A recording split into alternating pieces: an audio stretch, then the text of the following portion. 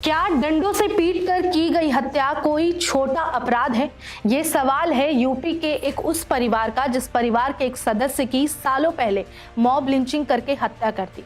आज भी वो परिवार अपने उस सदस्य के लिए न्याय की गुहार लगा रहा है और कोर्ट दर कोर्ट भटकता फिर रहा है। अब ये कौन सा मॉब लिंचिंग का मामला है, इसमें क्या कुछ हुआ, कोर्ट में क्या कार्रवाई हुई और कैसे वो मुस्लिम परिवार आज भी दर बदर भटक रहा है और क्यों अब तक उसे न्याय नहीं मिल सका है, ये जानने की कोशिश करेंगे और इस मामले को बारीकी से समझेंगे। आप देख रहे हैं हमारा खास शो जवाब दो और मैं हूं आपके साथ निशा कश्यप।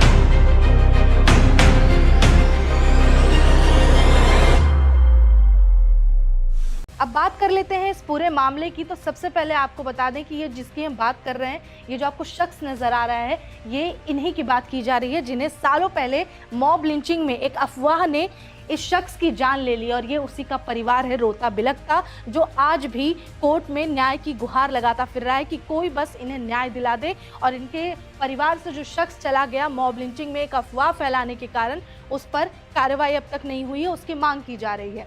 इसमें ये जो पूरा मामला है ये उत्तर प्रदेश के नोएडा का है, जहां पर ये मॉब लिंचिंग सालों पहले की गई। ये मामला है मोहम्मद अखलाक का मॉब लिंचिंग कांड। अगर आपने सुना होगा तो ये सालों पुराना कांड है।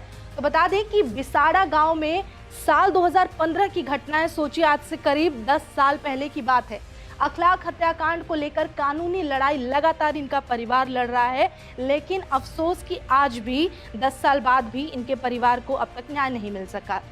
आपत्ति जो है सरकार की तरफ से ये इस मामले में मुकदमे में जो दाखिल की गई है उसमें कहा गया है कि मुकदमा को वापस लेने के लिए आवेदन दिया गया है। अब सोचिए कि जिस कानूनी लड़ाई को इनका परिवार लड़ रहा है, उसके उलट यूपी सरकार ने क्या किया है कि एक याचिका दाखिल की है कि जो उस परिवार के हत्या के आरोप में जो लोग हैं उन पर से वो केस हटा दिया जाए। ये मांग लेकर यूपी सरकार सामने आई है। इसके अलावा ये मामले की सुनवाई जहां हो रही थी, वहां अतिरिक्त जिला जज सौरभ द्विवेदी जो हैं, जो इस मामले पर सुनवाई कर रहे थे, उन्होंने अगली तारीख 23 दिसंबर की दी है। और 23 दिसंबर इनके फैमिली के लिए वैसे ही इम्पोर्टेंट है जैसे कि बाकी के कोर्ट में सुनवाई के लिए दिए गए सारे डेट्स थे। अब इनको उम्मीद है कि 23 दिसंबर को शायद जो सुनवाई हो इनके पक्ष में हो।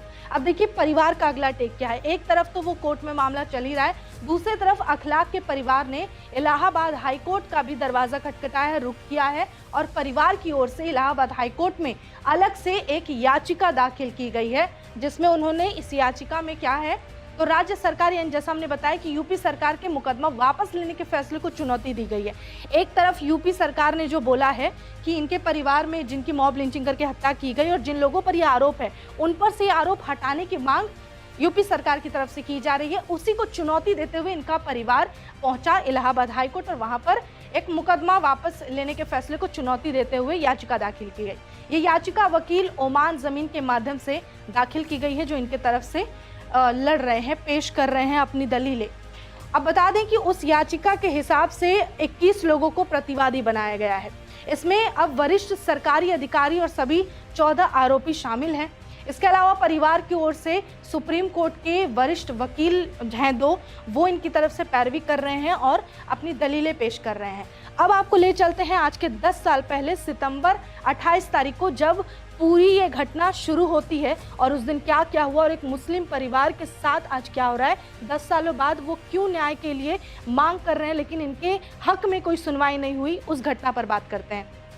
तारीख आती है 28 सितंबर 2015, रात का समय होता है और ग्रेटर नोएडा के बिसाड़ा गांव की ये घटना है, जहां पर एक अफवाह फैलाई जाती है। अफवाह क्या फैलाई जाती है कि मोहम्मद अखलाक, यानी कि मॉब लिंचिंग में मारा गया शख्स, ये मुस्लिम मोहम्मद अखलाक के घर पर कुछ लोग धावा बोल देते हैं और मंदिर से एक घोषणा की जाती है, मंदिर से एक अनाउंसमेंट की जाती है, जिसमें ये अफवाह फैलाई जाती है मोहम्मद अखलाक के फैमिली के अगेंस्ट में, ये कहते हुए कि इनके अखलाक के परिवार ने एक गाय का वध कर दिया है, एक गाय को मार डाला है और खा रहे हैं, जो भी है, ऐसी अफवाह फैलाई जाती है मंदिर से।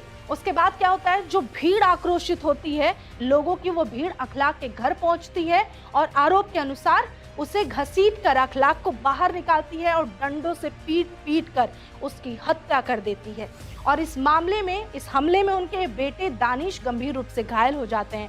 सोचिए कि वो कैसी स्थिति रही होगी कि एक शख्स पर अफवाह के आधार पर आप उसके घर पर धावा बोलते हैं, भारी मात्रा में लोग, और उसे बाहर घसीट कर पीटते हैं, उसके बेटे को पीटते हैं, बेटा घायल रहता है और अखलाक की जान चली जाती है। इस घटना ने देश भर में आक्रोश पैदा किया और कई सवाल भी खड़े किए।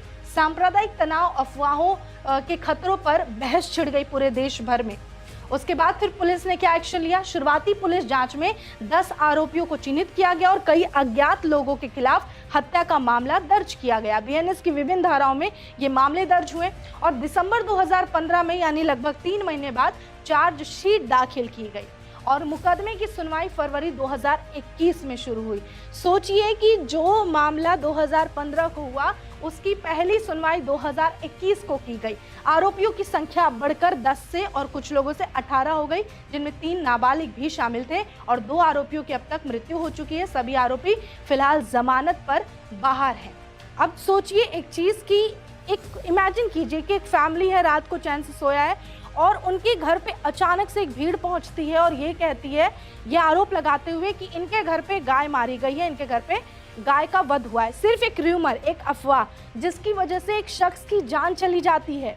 ये घटना होती है और मंदिर से अनाउंसमेंट किया जाता है और लोग पहुंच जाती है घर पे। यानी कि मतलब एक सेंस होता है, एक दिमाग लगाने वाली चीज़ होती है कि एक अफवाह के कारण आप किसी की हत्या कर दे रहे हैं, कानून अपने हाथ में ले रहे हैं।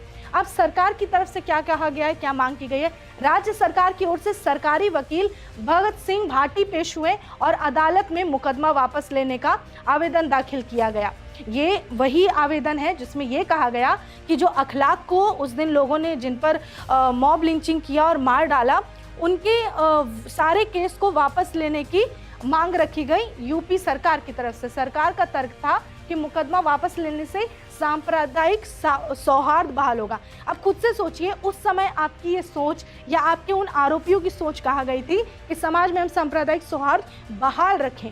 उस समय आपने ये सोचकर कि एक मुस्लिम है और एक अफवाह पर कि मुस्लिम ने गाय को मारा है, इस अफवाह पर आप सौहार्द बिगाड़ सकते हैं, सांप्रदायिक सौहार्द खराब कर सकते हैं एक शख्स की जान लेकर, और आज आप उन्हीं आरोपियों को बचाने के लिए एक आड़ ले रहे हैं। घटना में किसी तरह के आग्नेयास्त्र का इस्तेमाल नहीं हुआ, ये तर्क दिया गया सरकार की तरफ से। अब यही हमारा एक सवाल है जो सबसे पहले हमने सवाल पूछा था कि चलो ठीक है, आपके पास कोई शस्त्र नहीं था, कोई तलवार, कोई बंदूक, ऐसी कोई चीज़ नहीं थी, लेकिन क्या किसी भी शख्स को डंडों से पीट कर मार डालना, क्या ये कोई अपराध नहीं है? अब मारे आप किसी भी चीज़ से, यहाँ पॉइंट है कि किसी एक शख्स की जान चली गई, हत्या होती है, चाहे आप किसी भी शस्त्र से मारे, वो डिपेंड नहीं करता। लेकिन ये चीज़ यूपी सरकार को तो समझ आनी नहीं है। यूपी सरकार क्या कर रही है कि उन आरोपियों को बचाने की आड़ में ये कह रही है कि उन पर जो भी केस लगा है अखलाक मामले में, जिन भी आरोपियों पर, वो मामला हटा दिया जाए, वापस ले लिया जाए। अब दोनों पक्षों में कोई पुरानी रंजिश नहीं थी, ये कहना है सरकार का कि भाई ऐसा कोई आपस में नहीं था, ये तो उस पर आरोप लगा, इस वजह से हमने ऐसा कर दिया। फोरेंसिक रिपोर्ट में घर से मिला जो मांस था वो गाय या उसके वंश का बताया गया इनके तरफ से कि वो गौवंश था। उसके बाद गौवंश के अलावा ये इलाहाबाद हाईकोर्ट में क्या कहा गया वो जान लेते हैं। इलाहाबाद हाईकोर्ट का इस पूरे मामले पे कहना है कि कहीं भी होने वाला अन्याय हर जगह न्याय के लिए खतरा होता है। अब एक मामले में अगर इसमें कोई भी फैसला लिया जाता है जो अब तक लिया नहीं गया है, कोई भी फैसला, उसका असर आने वाले मामलों पर या समाज पर भी पड़ता है, ये इलाहाबाद हाईकोर्ट का कहना, और सही भी है ये चीज़। अब इलाहाबाद हाईकोर्ट ने कहा है कि शीतकालीन अवकाश यानी कि जो विंटर ब्रेक होता है, उसके बाद 5 जनवरी को फिर से इलाहाबाद हाईकोर्ट खुलेगा और उस मामले पर सुनवाई करेगा, या फिर उस मामले पर ये लोग आगे की प्रोसीडिंग बढ़ाएंगे, जहां पर यूपी सरकार यानी कि राज्य सरकार ने डिमांड की है उन आरोपियों पर चल रहे अखलाक मामले में सारे केस को रद्द करने की। उसके बाद उन्होंने कहा है, इलाहाबाद हाईकोर्ट ने कुछ आरोपियों की ओर से पैरवी कर रहे वकील हरिराज सिंह ने कहा ये चीज़ कि अगली सुनवाई से पहले विस्तृत जवाब अदालत में हम दाखिल करेंगे। पूरा मामला हमने आपको बता दिया, लेकिन सवाल अब भी यही है जो हमारा नहीं बल्कि ये मुस्लिम परिवार जो बेबस लाचार है, अपने परिवार के एक सदस्य के लिए न्याय मांग रहा है, ये उनका सवाल है कि क्या डंडों से पीट कर की गई हत्या कोई छोटा अपराध है? क्या अब सोचिए कि सबसे पहले तो इस पूरे जो कार्रवाई होनी थी उसमें बहुत लेट हो चुका है, 10 साल, और 10 साल से परिवार आज कितने कुछ तकलीफों से गुजर रहा होगा। और सोचिए कि एक अफवाह किसी की जिंदगी, किसी का पूरा परिवार तबाह कर सकता है। अब यहाँ सवाल हमारा यूपी सरकार से है कि आप जिन लोगों की आड़ ले रहे हैं, जो लोग आज जमानत पे बाहर घूम रहे हैं और जो परिवार को उन्होंने उजाड़ दिया है, आप उनको डिफेंड भी कैसे कर सकते हैं? बेशक से आपका जो भी मत रहा हो, आप जो भी सोचो, लेकिन ये कहना कि जो भी ये मामला है, अलग अलग लोगों पर केस अलग अलग मामले में दर्ज है, तो आप उनको वापस लीजिए, कहीं ना कहीं ये इनके लिए अन्याय है। और जिस सौहार्द की बात आप कर रहे हैं, उस सौहार्द को आज के 10 साल पहले या अखलाक की मौत से, उसकी मॉब लिंचिंग से ही बिगाड़ दिया गया था, जो अब ऐसे तो नहीं सुधरने वाला है। तो एक बार आप भी सोचिए कि जो परिवार आज उम्मीद लगाए बैठा है कि उन्हें न्याय मिलेगा, अगर ये वापस ले लिया जाता है केस, तो शायद इनके साथ ये अन्याय होगा। इस पूरे मामले को लेकर आपकी क्या राय है, ज़रूर बताएं।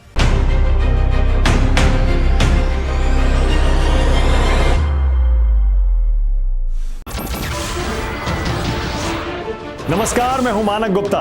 अगर आपको हमारा ये वीडियो पसंद आया हो तो इसे लाइक और शेयर जरूर करें, और हां, हमें सब्सक्राइब और फॉलो करना ना भूलें, ताकि आप देश और दुनिया की कोई खबर मिस ना करें। तो जुड़े रहिए हमारे साथ और देखते रहिए न्यूज़ 24।